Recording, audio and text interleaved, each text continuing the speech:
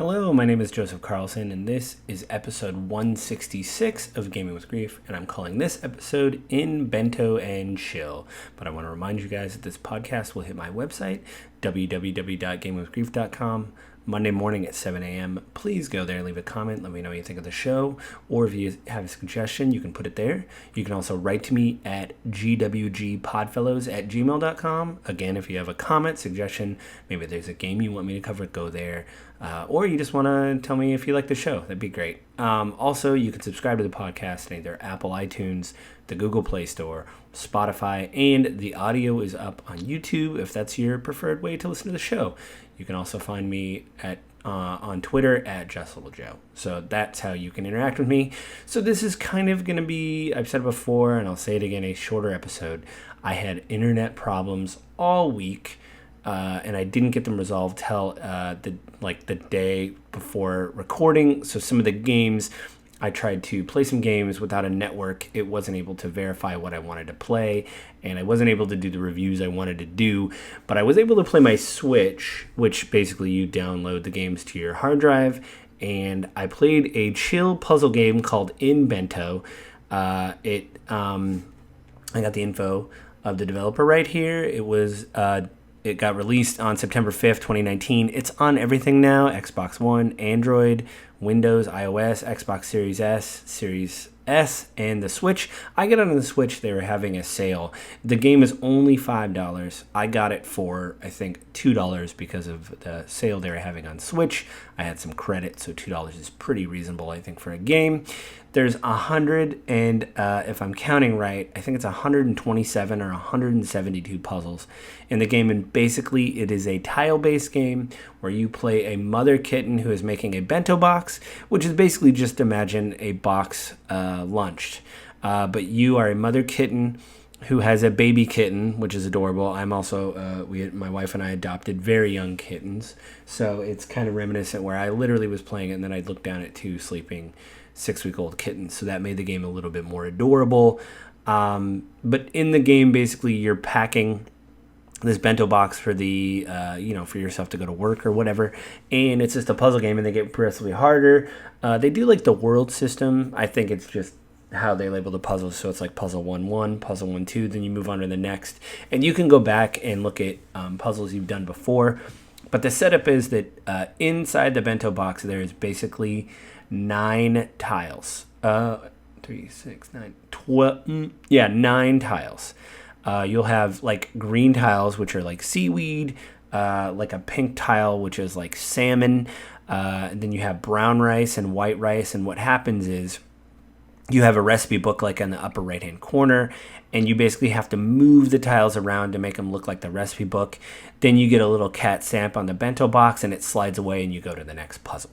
Now, what I'll say this is that it seems really simple to do. And again, you may be thinking to yourself, but Joe, this is called Gaming with Grief.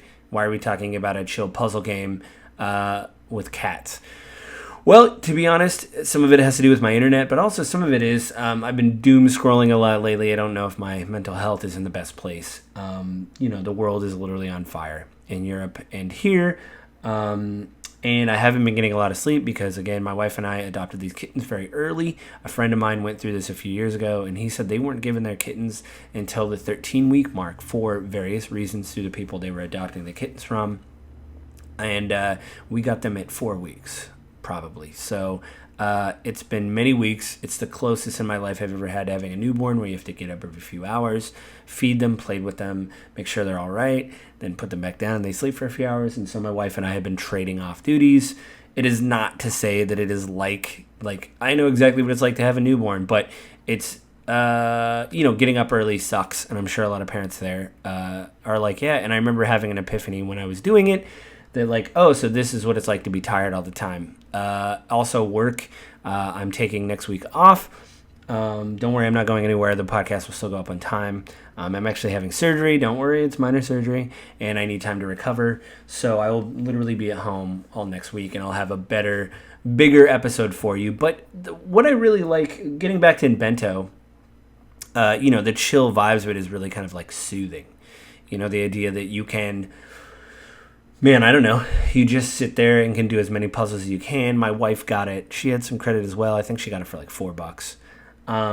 So we're having a little bit of a race off between the puzzles. She has beaten me, but we're getting to the point now. I think we're both in world like middle fours. I don't know what each. It seems like each world is broken up differently. Like 1-7, then you'll go to 2-5. It's just how they decided to break the puzzles up. But I will say, I think it's when they add a new element. So some of the bricks you have will swap tiles.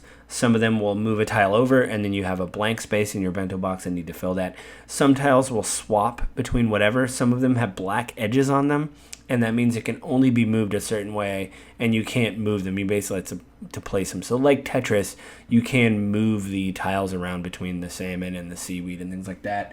It's a really good game. Again, my wife and I are having a puzzle off. We are both stuck. I think she got past the puzzle I was at, but she's like, your move, but these are very hard. So, it is a good game, something that I've been picking up and putting down, probably for 20 minutes in the morning when I get up early with the kittens. I'll like pick it up and maybe beat a puzzle. Now it's getting to the point where I was beating like 3 or 4 and like, man, this game's easy. And now I'm like, well, I got 1 done, or 2 done. It's getting really difficult. But I definitely recommend In Bento. Check for it on everything. It's even on phones. I don't know how much it is there. But when I got it on the Switch again, it was very, very cheap. The only thing I'll mention at the end of this episode is, or towards the end, I should say, is that I am going to do something on the original Division, which I played and I talked about here and there, but it was more of like high-level stuff of like, this game is fun. We did the expansion. It didn't really fit with the parameters of grief in the podcast. But what I am kind of coming to the conclusion to, like, I got the PlayStation Plus Extra tier, which is basically like Xbox Live, but it's a better tier of it. There was a bunch of games on there. I haven't played the original Division in a while. It was in the group of games that was available to me. So I went back and started playing it on PS5. And I really, really enjoyed the game. I think Manhattan is a distinct city, and I think where it comes in with grief, and maybe this is just recency bias, but with the COVID virus and the beginning of that game where there's a virus that is shutting a city down, people die, there's no real vaccine for it, I mean, we have a vaccine for COVID, but there's other variants, so people are getting sick. The fact that is it affecting people's lives and like the government breaks down, like there is this weird thing. I remember reading a lot of the art books, which I'm going to dig into, I think, next podcast about, because I have played it for about 200 hours. I just wanted to refamiliarize myself. I've been rereading the art books. The first art book that came out with is simply concept art, but the idea that like all hope is lost is something I think that is kind of a trope in video games, but with the Division it definitely works, and it's something I definitely want to explore, especially now since, like I said, I've been doom scrolling a little bit more. The world is literally on fire, and it's getting hotter and hotter, and it's just something I think about more, like what would happen. And apparently the Division, the original one, was really based on an actual exercise that the president supposedly cleared. At first I thought that was some kind of lore for the game, but it seems like it's based on something that really happened that George Bush was involved with. So I'm probably going to dig into that and talk more about what I think about the game, because I think one thing, like a lot of people dismiss lore in games and things like that, but one thing I was deeply impressed with the Division is their they really stuck to an aesthetic. In fact, looking at the art book, the original one, I bought the second one, which tells more about the training and is less of an art book. Well, it's got art in it, but it's got more of an explanation of where the agents come from, why they were formed, why the agency was started, this Strategic Homeland Division, all that kind of stuff. I think is interesting, and it's an interesting juxtaposition for what would happen if there was like a catastrophic event, like a FEMA event. And I might listen to some interviews, because a long time ago I heard some interviews with the developers, and they really talked to city planners and civil engineers about what would happen if there was some kind of catastrophe. How would they have basically a fire escape for cities? How would they push people to certain areas? I think all that stuff is really fascinating, and I think really does tie into this. We don't even have water. It's not looking good. Like I've said many times on the podcast, grief isn't just losing someone. or it can be many things. And definitely having no support system and having kind of martial law is definitely something that is disruptive, and I think kind of a fascinating thing to look at, especially since they describe the agents as sleeper agents, which I think is also fascinating. I mean, who would take up the call, obviously, to defend your country? Not who, but I mean, there is a selection process for people in the division. Anyway, I really like lore. In fact, I've really been debating whether to do maybe another series on lore in games. I've gotten some books that I really love the art, because I like supporting artists that do these amazing concept art of the games and like what it turns into in early sketches, and even some lore books that I've gotten where it's like, here's what's happening in the world. You're watching or playing a game, mostly playing a game, and don't understand why these people hate each other. Here's a book you find on a shelf. Like Skyrim is very good for that. Elder Scrolls Online is very good for that.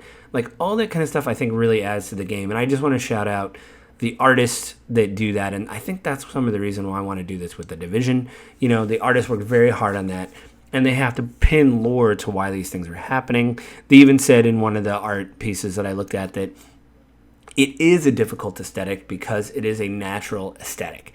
And so I think that, yeah, that was one of the complaints of like, well, everybody's kind of drab. They're just wearing knee pads, whatever. But also the juxtaposition of the fact that these people have amazing tech. You know, you have a satellite phone on you at all times, basically, that connects to Isaac. And what's really cool on the PS5 is Isaac speaks through the speaker on the controller. So you do have this like buzz-in feeling of somebody like person in the ear type thing.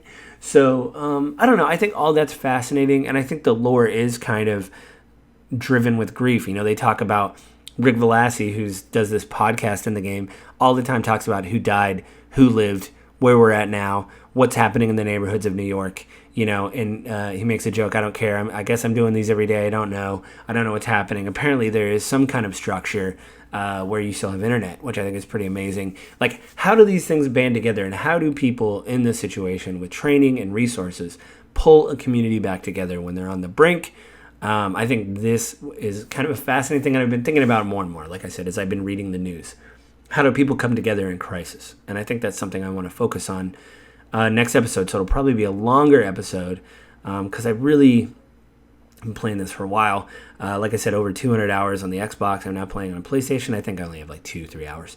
I forgot how rough the beginning of the game is, though, because I thought, just roll through this and roll through that and blah, blah. And I was failing side missions. I had to beat a lieutenant several times. It was terrible. I suck. Anyway, again, this is a shorter episode this week. I hope you guys are being safe out there. Respect your neighbor and or friends or family. And I think that's it this week, guys. So I just want to remind you guys that this podcast will hit my website, www.gamingwithgrief.com. Please go there and let me know what you think of the show, or leave a comment. That'd be great. You can also write to me at gwgpodfellows@gmail.com. Same thing. If you want to write a comment about the show, if there's a game you want me to review, maybe something you want me to look into, that'd be great there. Or just tell me you like the show. That'd be good too. You can also subscribe to the podcast in your Apple iTunes or the Google Play Store. So please go to those places. And it's on Spotify. And the audio is day and date, 7 a.m. on YouTube. So if that's your preferred way to listen to the show, please go to YouTube and listen to the show. So it'd be great. Any support helps. So I think with that, I will leave you guys. Everybody stay safe. Have a good week. And I will talk to you guys again next week.